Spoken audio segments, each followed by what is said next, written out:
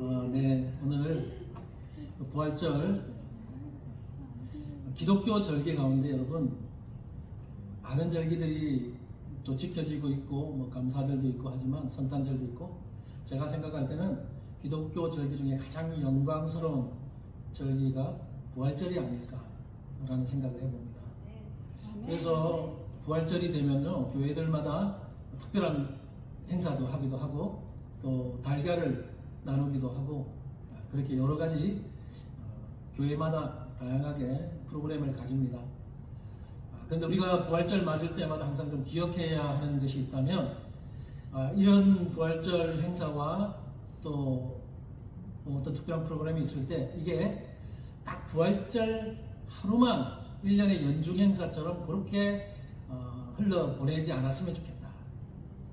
그러니까 여러분 부활절만 딱 되면 부활절에 대해서 생각하고 이제 부활절 지나면 부활에 대해서 전혀 생각하지 않는 그러면 안 되고요. 우리는 매일매일 주님의 부활 함께 기뻐하고 부활을 묵상하면서 기쁨 속에서 살아야 한다는 겁니다. 여러분 부활이 기쁩니까? 네. 아멘. 너무 잘해요. 여러분의 부활 신앙을 한번 점검해 보시기 바랍니다. 한번 질문해 볼게요. 마음속으로. 또 어떤 사람 또 아멘하고 어떤 사람 안 하고 그럴까봐. 여러분 정말 예수님의 부활을 믿습니까? 아멘. 자신 있으신가 보네요. 그러면 주님의 부활 때문에 여러분 날마다 기쁜 삶을 살고 계십니까? 아멘. 정말 여러분 그러셔야 됩니다. 주님의 부활을 믿으신다면 또 우리가 언젠가 주님처럼 부활하게 될 것을 믿으신다면 우리는 어떤 상황 속에서도 기뻐할 수 있어야 한다는 겁니다. 그래서 오늘뿐만 아니라 앞으로 남은 모든 삶 속에 여러분 부활의 기쁨으로 인해서 슬픔을 이겨내고 기뻐하는 우리 모두가 되길 바랍니다. 여러분은 배너라고 하는 그 영화 들어보셨어요? 1959년에 상영된 그 영화인데 사실 이 배너의 원작 소설을 쓴 루 월리스라고 하는 사람은요 작가이기도 한데 작가이면서 또 외교관이기도 했고 또 장군이기도 했고 또 법률가이기도 해요. 굉장한 경력, 이력을 가지고 있는 사람입니다. 그런데 그가 이 배너라고 하는 이 소설을 쓰기 시작할 무렵에는 예수 그리스도에 대해서 아는 것이 거의 없었다고 합니다. 그래서 심지어 그가 이 소설을 쓸 무렵에 그의 친한 친구 한 명이 이 기독교에 대해서 매우 비관적인 말을 하면서 기독교는 얼마 후에 곧 사라지고 없어질 거다. 우리 속에 존재를 감춰지고 그리고 우리 기억 속에만 남는 종교가 될 거다. 이런 얘기까지 했다고 합니다. 그런데 베너는 이 소설을 쓰기 위해서 어느 정도 이제 기독교에 대해서 알아야 되니까 성경을 읽기 시작했다고 합니다. 그러다가 성경을 읽는 중에 부활하신 예수님을 만나고 변화되었고, 그래서 이 영화 속에 나오는 이 베너라고 하는 인물은 자신이 그렇게 만난 부활의 주님을 이 베너라고 하는 인물에 투영시켜서 이 소설을 쓰고 이 영화를 만들었다고 합니다. 여러분 이 베너라고 하는 사람이 원래는요 어떤 식으로 가려고 했냐면 칼과 창으로 무력으로 민족을 구원하는 그런 식으로 내용이 갈 뻔했는데 예수 그리스도를 만나면서 손에 있는 칼과 창이 내려지게 된 거죠. 바로 이 무력으로 칼로 구원하려고 했던 그 사람에게서 칼을 내려놓게 했던 그 장본인이 누굽니까? 바로 부활하신 예수님입니다. 부활하신 예수님을 만나면서 그는 완전히 딴 사람이 되었습니다. 여러분 이 세상에서 부활하신 주님을 만나고 나서 변하지 않을 사람이 있겠습니까? 머리로 만나면 안 변할 수 있어요. 지식으로만 부활하신 예수님 만나면 성경 잘 알고 예수님 부활했대. 지식으로만 알면 그 사람은 삶은 안 변할 수 있지만 실제로 부활하신 주님을 인격적으로 만나고 그러면 가슴으로 만나면 그 사람은 변하지 않을 수가 없고 변할 수밖에 없다는 겁니다. 실제로 우리는 성경 속에서 그리고 기독교 역사 속에서 부활의 주님을 만나고 나서 변화된 사람들의 이야기를 너무나 많이 접합니다. 성경만 읽어도 예수님의 제자들을 비롯한 많은 사람들이 부활의 주님을 만나고 나서 변화됐습니다. 그리고 기독교 역사 속에서도 수많은 사람들이 회의적인 삶을 살다가 부활의 주님을 만나고 나서 실제로 변화된 사람들의 이야기가 얼마나 많은지 모릅니다. 여러분, 우리가 오늘 요한복음 20장의 일부분을 읽었어요. 근데 요한복음 20장 1절부터 쭉 읽다 보면요, 부활하신 예수님을 만난 사람들의 이야기가 쭉 기록되어 있습니다. 요한복음 20장 전반부에는 부활하신 예수님을 만난 막달라 마리아의 이야기가 나오고, 중반부에 오늘 보면 좀 앞부분에는 부활하신 예수님을 만난 제자들의 이야기가 나옵니다. 그리고 오늘 본문에는 그 제자들 중에서 특별히 도마라고 하는 제자가 부활하신 예수님을 만난 그 이야기가 오늘 본문에 나옵니다. 이처럼 그 당시만 해도 이미 부활하신 예수님을 만난 사람들이 굉장히 많이 있는데 그 내용이 성경에 기록되어 있습니다. 오늘은 특별히 부활하신 예수님을 만난 사람들 중에 오늘 우리가 읽은 본문 속에 이 도마라고 하는 이 사람에 대해서 함께 살펴보려고 합니다. 이 도마가 예수님을 만난 그 이야기를 살펴보려면 오늘 본문 앞부분에 있는 내용의 한 부분을 좀 우리가 좀 알 필요가 있어요. 그래서 앞서 이야기한 것처럼 도마 외에 다른 제자들도 예수님을 만나게 된 이야기가 오늘 본문 앞부분에 나오는데요. 그 중에 19절을 한번 보기로 합니다. 19절 보면 이렇게 말씀합니다. 이날 곧 안식 후 첫날 저녁 때에 제자들이 유대인들을 두려워하여 모인 곳의 문들을 닫았더니 예수께서 오사 가운데 서서 이르시되 너희에게 평강이 있을지어다.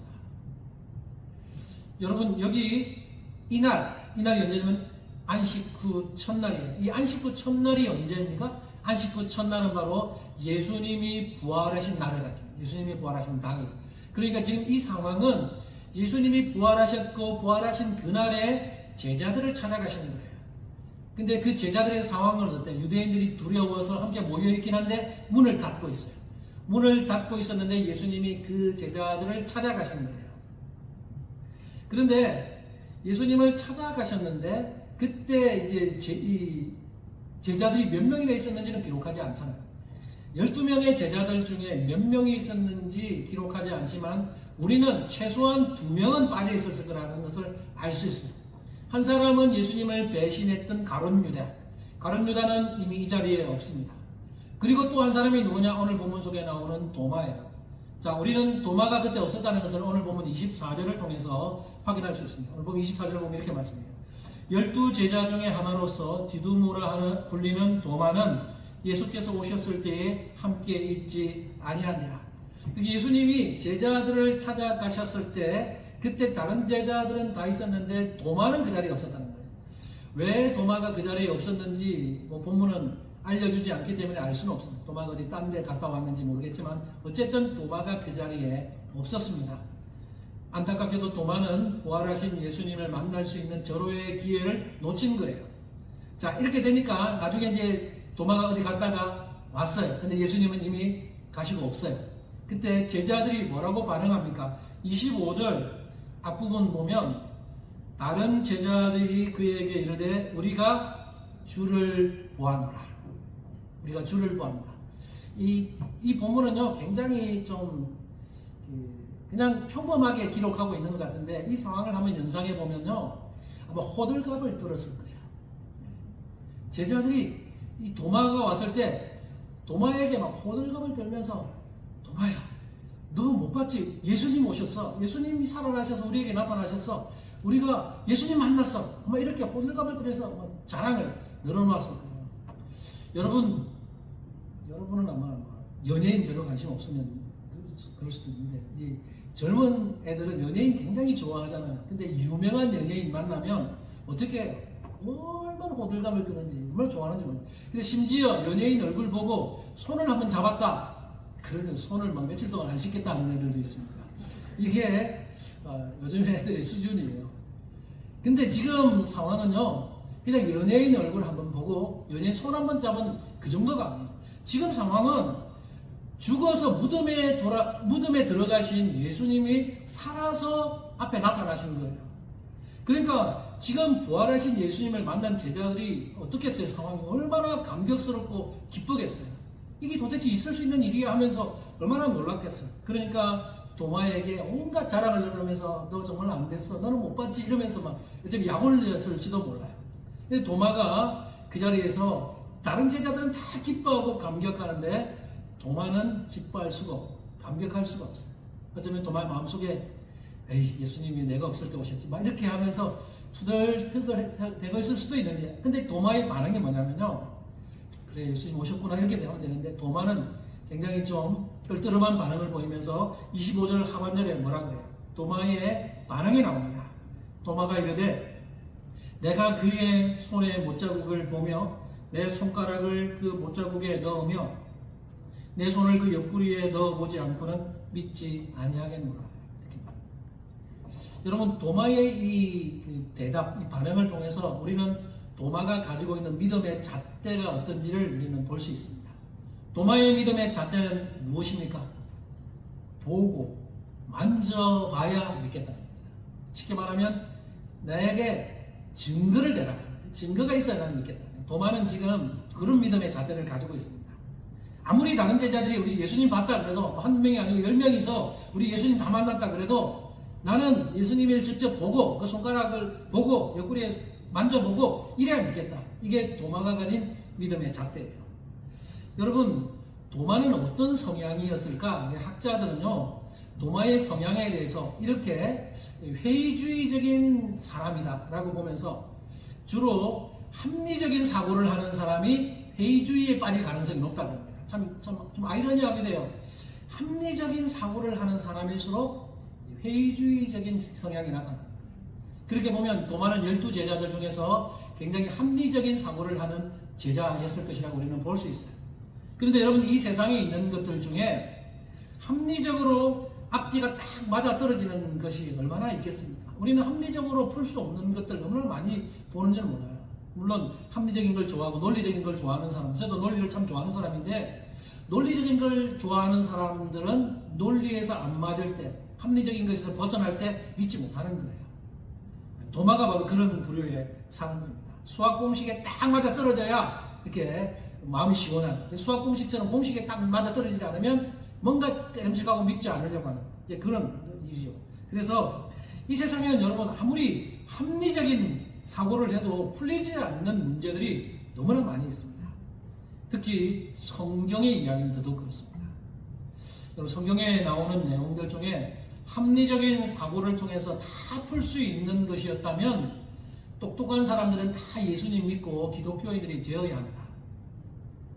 그런데 성경에 나오는 내용들 중에요, 합리적으로 이성적으로 풀리지 않는 내용들이 너무 많이 있습니다. 그 중에서 가장 풀기 힘든 문제가 뭐냐? 바로 예수 그리스도의 부활입니다. 여러분 중에 부활을 죽은 사람이 다시 살아난 것을 합리적으로 풀어줄 수 있는 사람이 있습니까? 그런 저에게 그렇게 부활을 합리적으로 풀어줄 수 있는 사람이 있으면 제가 그때부터 제가 여러분을 선생님으로 모시고 앞으로 평생 이렇게 해보겠습니다.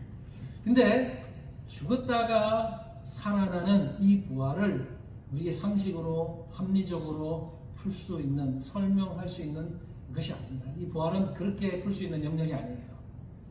그래서 합리적인 것을 좋아하는 똑똑한 사람들이 예수님 믿기가 너무 힘든 것 같아요.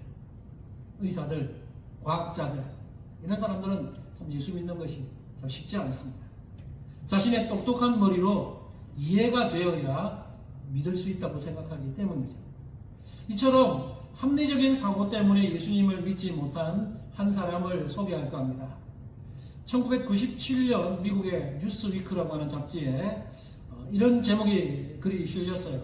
불신자의 탐구, 신의 존재를 끝까지 부인한 한 과학자의 죽음. 이런 제목이 실렸습니다. 이 과학자가 누구냐? 미국의 유명한 천문학자 칼 세이건이라고 하는 사람입니다. 이 칼 세이건은 골수암으로 62세에 죽게 됩니다. 그런데 그가 죽기 전에요, 죽기 한 10년 전부터 기독교에 대한 굉장한 관심을 가졌다고 그래요. 그래서 하나님이 존재하느냐, 하나님의 존재, 예수님의 부활, 영생, 이런 문제가 궁금해서 이런 문제를 두고 많이 고민하고 기독교에 있는 유명한 기독교 목회자들과 기독교 관련된 사람들과 토론을 많이 했다는 거예요. 그 다방면에 걸쳐서 많은 대화를 했답니다.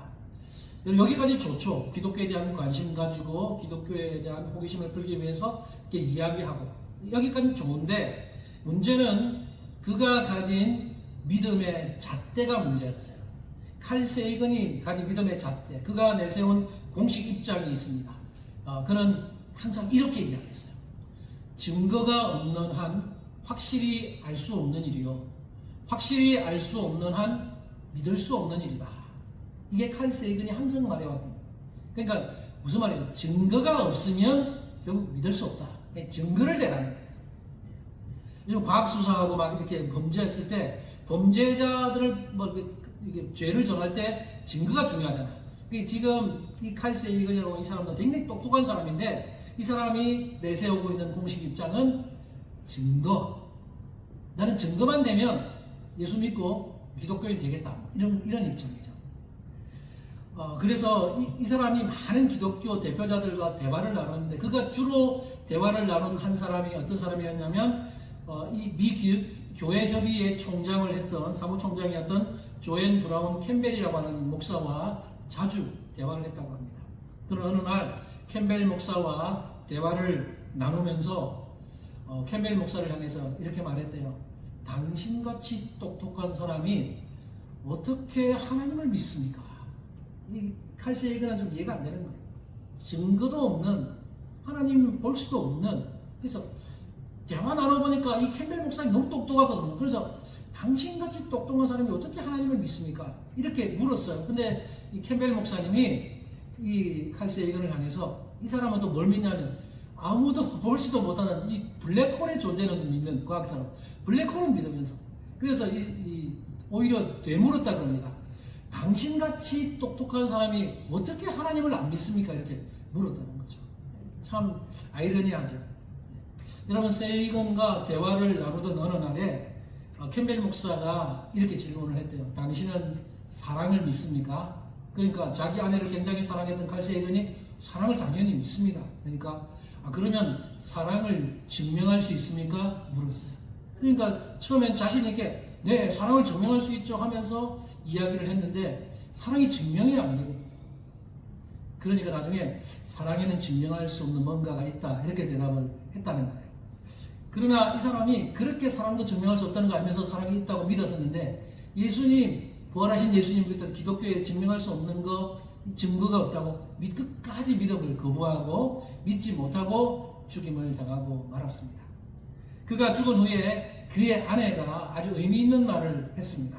뭐라고 했냐면 남편은 믿음을 갖고자 한 적이 한 번도 없었습니다. 단순히 알고자 했을 뿐입니다. 지식적으로 그냥 아는 것으로 만족을 누리는, 그러니까 믿으려고 하지 않는, 알고자 했을 뿐이라고 이야기합니다. 여러분, 이 칼 세이건의 이 이야기가 우리에게 주는 교훈이 무엇일까요? 그것은 기독교의 진리는 결코 합리적인 사고로 알 수 있는 것이 아니라는 거예요. 여러분, 기독교를 합리적인 사고로 증거를 다 대야 믿겠다 하는 사람들은 절대로 믿을 수 없습니다. 칼 세이건처럼 만사를 자기가 정해놓은 믿음의 잣대, 그 믿음의 잣대를 정해놓고 그 믿음의 잣대에 맞을 때만 믿고 그 믿음의 잣대에서 하나라도 맞지 않으면 믿지 않는 그런 사람이라면 기독교인이 되기가 너무 어려운 거죠. 오늘 본문 속에 도마라고 하는 예수님의 제자가 나오는데요. 이 도마도 세이건과 비슷한 성향이었기 때문에 주님을 믿기 힘든 스타일이에요. 이렇게 증거를 주면 내가 예수님을 직접 보고 그 손가락을 만져보고 그 옆구리에 만져보면 믿겠다. 이런 신앙을 가지고는 예수님 믿기가 참 믿기 힘든 스타일인데 그래도 다행스럽게 예수님이 이런 도마를 불쌍히 여기셔서 도마를 다시 찾아가는 거예요. 그래서 실제로 예수님의 그 못자국, 찬자국을 보게끔 하십니다. 오늘 본문 27절 예수님이 도마가 있을 때 찾아갔어요. 같이 한번 읽어볼까요? 27절 시작. 도마에게 이르시되 내 손가락을 이리 내밀어 내 손을 보고 내 손을 내밀어 내 옆구리에 넣어보라. 그리하여 믿음 없는 자가 되지 말고 믿는 자가 되라. 네. 예수님은 도마를 향해서 내 손으로 내밀어서 내 손을 봐라. 이 말은 네 손으로 지금 내 손 한번 만져보고 한번 봐라 이거예요. 그 다음에 내 손을 내 옆구리에 넣어봐라. 이건요, 도마가 어떤 불평을 했는지 예수님이 알고 계신 거예요. 예수님 그 자리에 없었는데 제자들 앞에 있을 때도. 근데 다른 제자들에게 도마가 했던 불평, 불만을 이미 예수님은 알고 계시다는 거고, 그래서 예수님은 이렇게 이야기하면서 믿음 없는 자가 되지 말고 믿는 자가 되라. 그렇게 말씀하신 거예요. 어떤 사람들은 더 쓸데없는 궁금증을 가집니다. 도마가 실제로 예수님의 손가락에 손을 넣어봤을까? 옆구리에 손을 넣어봤을까? 예, 그거는 오늘 본문의 핵심이 아니에요. 넣어봤을 수도 있고 아닐 수도 있는데 오늘 본문 말하지 않기 때문에. 중요한 것은 이제 부활하신 예수님을 실제로 도마가 만났고 그의 삶이 변화되었고 예수님을 믿게 되었다는 겁니다. 예수님의 이 모습을 실제로 보고 난 도마의 반응이 나옵니다. 예수님을 어떻게 고백합니까? 28절 도마가 대답하여 이르되 뭐라고 고백해요? 나의 주님이시요 나의 하나님이시오. 도마는 예수님을 3년 동안 따라다녔는데 3년 동안 따라다니면서 신앙이 그렇게 어떨 때는 자기들끼리 싸우고 높은 자리 차지하려고 이게 다 제자들의 모습인데 딱 부활하신 예수님을 딱 보면서 그의 신앙이 완전히 바뀌잖아요. 뭐라고 고백해요? 당신 나의 주님이고 나의 하나님입니다. 이렇게 고백합니다. 영어 성경 보면 My Lord and My God 이렇게 고백합니다. 그래서 이 도마는 예수님을 이제 하나님으로 고백합니다. 자신의 주님으로 고백합니다. 예수님을 직접 만나게 되자 이런 변화들이 생겨난 거예요. 완전히 바뀐 겁니다. 여러분 도마의 별명이 뭔지 압니까? 도마를 향해서 뭐라고 불러요? 의심 많은 제자 도마. 그냥 의심 많은 도마. 자꾸 지금 2000년의 기독교 역사 속에 그 이후로 도마는 이 사건 때문에 좀 불명예스러운 별명이 붙어버렸어요. 의심 많은 제자. 그래서 지금도 우리가 그렇게 부르잖아요. 아마 천국에서 귀가 간질간질할지 모르겠어요. 자꾸만 나를 왜 의심 많은 제자라 그러지? 근데 사실 도마가 의심 많은 제자라고 하는 별명이 이 본문 때문에 붙었는데, 근데 의심 많은 제자의 모습은 잠시였어요. 잠시였습니다. 이렇게 이때 잠시였지, 이렇게 예수님 만나고 나서 도마는 완전히 바뀌어요. 그때 이후부터는 절대로 의심하지 않습니다. 나의 주님이고 나의 하나님입니다. 이렇게 고백한 이유는 이후로부터 그는 완전히 변화되어서 주님을 위해서 산다고. 그래서 자기의 목숨을 예수님 위해서 바칩니다. 이렇게 변화되었어요. 삶이 완전히 180도 바뀌는 거예요. 그래서 여러분도 아마 많이 들으셨을 텐데 도마는 12명의 제자 중에 도마는 나중에 복음을 전하기 위해서 인도로 건너가서 인도에서 복음을 전하다가 창에 맞아서 죽었다. 그렇게 전해지고 있습니다. 저는요 2001년 근데 제법 벌써 한 24년 전이네요. 2001년에 인도에 선교 훈련을 갔던 적이 있습니다. 6개월 인도에 있었어요. 인도 남쪽의 마드라스, 첸나이라고 하는 그 도시에서 6개월 동안 선교 훈련을 받으면서 있었는데 그 도시에서 있으면서 제가 도마산에 간 적이 있습니다. 그 도시가 그러니까 그 도시에 도마의 흔적을 남기기 위해서 사람들이 교회를 세인트 토마스 처치 그래서 성도마교회 그 다음에 세인트 토마스 마운틴 성도마산 그렇게 이름을 붙여놨어요. 그래서 그 사람들이 복음을 전했던 도마를 창으로 죽였는데 죽이고 나서 나중에 이제 도마를 기념하기 위해서 그 산의 이름도 도마산이라고 붙이고 교회 이름도 도마교회 이렇게 붙여서 기념하고 있습니다. 그래서 그 도마산에 가면 도마 기념관이 있어요. 그래서 제가 기념관에 한번 가봤어요. 도마 기념관이 있는데 도마 기념관에는 그 전시되어 있는 곳에 그게 사실 뭐 2000년 전이니까 지금도 증명이 된 건지는 정확하게 모르겠는데 이렇게 투명하게 함 안에 보일 수 있도록 관광객들이 좀 멀리서 볼 수 있도록 해놓고 그 안에 뭔가 있어요. 근데 그게 뭐라고 적어놨냐면 그 도마가 창에 맞아 죽을 때 송구할 때 있었던 유골이라고 해서 제가 듣기는 손가락이라고 하는데 그걸 전시를 해놓은 걸 지금 멀리서 본 적이 있습니다. 뭐 그게 실제로 도마 건지 아닌지는 정확하게 잘 모르겠습니다만 분명한 것은 그렇게 도마가 예수님, 부활하신 예수님을 만나고 나서 복음을 전하기 위해서, 주님을 전하기 위해서 멀리 인도까지 가서 복음을 전하다가 창에 맞아 순교하는 이런 삶의 변화가 있었다는 것입니다. 놀라운 이 변화가 무엇 때문에 일어납니까? 부활하신 주님을 실제로 인격적으로 만나면 이런 일이 일어납니다. 오늘 본문에서 마지막 한 가지만 더 살펴보겠습니다. 예수님께서 도마를 향해 하신 마지막 한마디 말씀이 있습니다. 29절인데요. 같이 한 번만 읽어보겠습니다. 29절 시작. 예수께서 이르시되 너는 나를 본고로 믿느냐? 보지 못하고 믿는 자들은 복되도다 하시니라.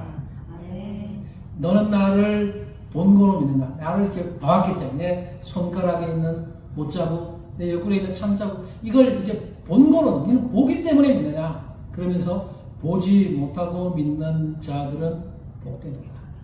여러분, 이거는 지금 예수님이 도마에게 하신 말씀이긴 한데 사실 도마에게만 하시는 말씀이 아니라 도마 이후를 살아가는 모든 사람들을 위해서 하시는 말씀이에요. 왜 그래요? 이제 도마 이후를 살아가는 모든 사람들은 어떤 시대를 살게 됩니까? 예수님을 직접 눈으로 볼 수 없는 시대를 삽니다. 왜냐하면 예수님은 이제 하늘로 올라가시면 예수님은 육체로 볼 수 없어요. 예수님 부활하시고 나서 이 땅에 40일 계셨어요. 40일 계시고 나서 하늘로 가서 지금 하늘에 계신데 지금 시대는 도마 이후는 이제 아무도 예수님을 눈으로 볼 수 없는 시대를 살기 때문에 예수님은 도마에게만을 딱 찍어서 이야기하는 것이 아니라 도마 이후를 살아가는 모든 사람들을 염두에 두시고 이 말씀을 하신 거예요. 그래서 유명한 그 신약 학자 중에 D.A. 칼슨이라고 하는 유명한 분이 있습니다. 이 D.A. 칼슨이 예수님의 이 말씀에 대해서 이렇게 이야기했어요. 제가 자막을 준비해보는데 이렇게 말씀입니다. 아마 보이시는 분 한번 보십시오. 예수님의 이 말씀은 신중하고 균형이 잡혀있다. 도마의 믿음은 평화되지 않는다. 도리어 도마가 눈으로 증거를 볼 수 있는 단계에서 믿음을 갖고 신앙 고백을 하게 된 것이 예수로 하여금 그 다음 단계, 즉 눈으로 증거를 볼 수 없는데도 믿음을 갖게 될 자들을 생각하고서 그들을 축복하도록 촉발시키는 것이라고 할 수 있다. D.A. 칼슨에 의하면 예수님의 이 말씀은 도마의 믿음을 평화하는 것이 아니라 도마는 믿음이 그거밖에 안 돼 이렇게 책망하기 위해서 한 것이 아니라 도마의 믿음 너는 인정해 주는 건 주지만 이제 도마 이후에 사는 모든 사람들은 도마처럼 나 보기 전에는 안 믿어. 나에게 보여줘. 그러면 증거를 대. 이러면 믿겠다고 하는 수많은 사람들을 염두에 두고 그런 사람들에게 보지 않고 보이지 않아도 믿을 수 있는 그런 사람이 복되다는 것을 보여주기 위해서 이 말씀을 하셨다는 거예요. 여러분은 예수님을 보셨습니까? 실제로 눈으로? 영적으로 본 거 말고 실제로 우리는 예수님의 손에 모자고 본 적도 없고 살짝 본 적도 없어요. 예수님 실제로 육안으로 본 적도 없습니다. 그런데 우리는 예수님을 믿습니다. 아멘. 아멘. 저만 믿나요? 아멘. 여러분 예수님 부활하신 예수님 믿습니까? 아멘. 네. 그래서 우리는 복된 자들이에요. 보지 못하고 믿는 자들이 우리는 된 거예요. 여러분 보지 못하고 믿는 것이 가능합니까? 어떻게 가능해요? 이게 합리적인 사고 자꾸만 논리, 합리 이런 거 내세우는 사람은 안 되는데 믿음의 눈으로 이게 볼 수 있고 또 성령의 역사 때문에 볼 수 있어요. 예수님이 하늘로 가셨지만 하늘로 가시면서 우리에게 성령을 보내주셨어요. 그래서 이제는 성령께서 우리에게 믿음을 주시는 거예요. 보이지 않지만 볼 수 있는 믿음을 허락해 주시는 겁니다. 저와 여러분들은 다 성령의 역사로 말미암아 실제로 눈으로 보지 못한 예수님을 믿고 보게 되고 지금도 그 믿음을 가지고 우리는 살아가고 있는 것입니다. 성령께서 역사하지 않으면요 아무리 똑똑한 사람이라도 예수님을 믿을 수 없어요. 앞서 언급했던 그 천문학자 칼 세이건 아무리 기독교 목사들과 기독교 대표자들과 대화를 나눠도요 설명해줘도 실제로 예수님을 나는 증거 제시하지 않으면 안 믿겠다 그럼 못 믿는 거예요. 이 사람은 믿을 수 있는 기회가 있었지만 믿지 못했어요. 그 다음에 지금 오래전에 이제 세상을 떠났지만 세계적인 전체 물리학자 스티븐 호킹 아마 여러분 들어보시면 있습니다. 이 사람은 천국의 존재를 부인합니다. 천국은 없다 이렇게 주장합니다. 근데 이 사람 되게 똑똑한 사람이라고 알고 있어요. 근데 이 사람도 결국에는 예수님 믿지 않고 죽어요. 왜 그래요? 자신의 똑똑한 머리로 믿으려고 하기 때문에 자신이 딱 그 정해놓은 믿음의 그 잣대 거기에서 나를 설득시키지 못하면 못 믿는 거예요. 이 세상의 어떤 것으로 이론으로 예수님의 부활을 어떻게 증거할 수 있겠어요? 성령께서 역사하셔서, 그죠? 사실 증거가 없는 게 아니에요. 증거가 없는 게 아니고 성경만 읽어봐도 수많은 증거들이 있습니다. 예수님의 빈 무덤, 그리고 성경에 예수님 만나서 변화된 사람들의 수많은 사람들의 이야기, 역사 속에서 그런 예수님의 그 부활을 통해서 변화된 사람들의 이야기를 알고 있는데 자기는 못 믿는 거예요. 내 눈앞에 안 보이잖아 이거예요. 나에게 안 보이지만 난 못 믿어 이건 거예요. 그래서 못 믿는 겁니다. 자신의 똑똑한 머리를 가지고 신앙생활을 하려고 하면 그냥 지식적으로만 신앙생활하지 참된 신앙이 되지 못하는 겁니다. 오늘날요 지금 예수 믿지 않는 불신자들이 공통적으로 하는 말이 뭡니까? 지금도 도마처럼 직접 보여주면 믿겠다. 그러면 그들이 공격하는 게 있잖아요. 우리 약점을 알거든요. 우리가 보여줄 수 없다는 걸 알거든요. 그래서 막 싸우다가 안 되면 하나님 보여줘, 내가 믿을게. 이렇게 나옵니다. 직접 보여주면 믿겠다는 것이 오늘날 불신자들이 공통적으로 하는 말인데 안타깝게도 도마 이후에 사는 모든 사람들은 예수님을 직접 보여줄 수도 없고 볼 수 없습니다. 그러면 그 사람들은 보지 못하고 믿는 시대를 사는데 바로 이렇게 성령의 역사를 통해서 주님께서 은혜를 주시는 자들만 믿을 수 있는 감사합니다. 저도 그렇고 여러분도 그렇고 이미 아까 아멘 하셨는데 우리는 보지 못하는 시대를 살지만 성령의 은혜로 말미암아 보지 못하는 예수님을 실제로 믿고 있습니다. 믿으십니까? 아멘. 그래서 아멘인데 혹시나 우리 중에 아직도 예수님의 부활 나는 당근 좀 믿겠는데 죽은 사람이 살아났다는 걸 아직도 못 믿겠어. 그러면서 내가 이 말하면 내 신앙이 뽀록나니까 말을 못하면서 아직도 불신적인 그 마음을 혹시나 품고 계신 분이 있으면요 오늘 이 부활절을 맞아서 여러분 보지 못하고 믿는 자들의 그 복을 누리시는 귀한 오늘 시간 되기를 바랍니다. 아멘. 여러분의 머리로 하려고 하면 안 돼요.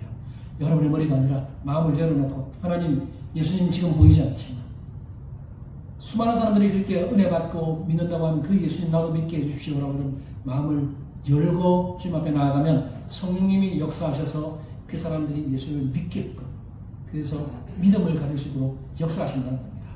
저는 그런 은혜가 혹시나 우리 중에 한 분이라도 아직까지 예수님의 부활을 믿지 못하거나 그런 분이 있다면 오늘 이 시간을 통해서 예수님을 실제로 부활하신 주님을 만나고 믿게 되는 은혜가 있기를 간절히 바랍니다. 아멘. 이제 말씀을 맺겠습니다. 여러분 오늘은 예수님께서 영광스럽게 부활하신 부활절입니다. 네, 그 부활의 기쁨 오늘 우리 마음껏 누렸으면 좋겠고요. 그래서 우리도 언젠가는 다시 부활하게 된다라는 이 사실 소망 가지시고 이 소망으로 이 세상에서 승리하셨으면 좋겠습니다. 여러분 중에 우울증, 우울함이 있거나 삶 속에서 늘 뭔가 불평이 있거나 어려움이 있거나 그 어려움들을 오늘 이 부활절을 기점으로 정말 기쁨으로 바꾸어내시고 그 다 이겨내시기 바랍니다. 그래서 오늘 예배 마치고 나서 교제 나눌 때도 그 부활의 은혜 속에 함께 즐거워하고 기뻐하는 모든 성도님들 되시기를 주님의 이름으로 축복합니다. 아멘. 같이 한번 기도하겠습니다.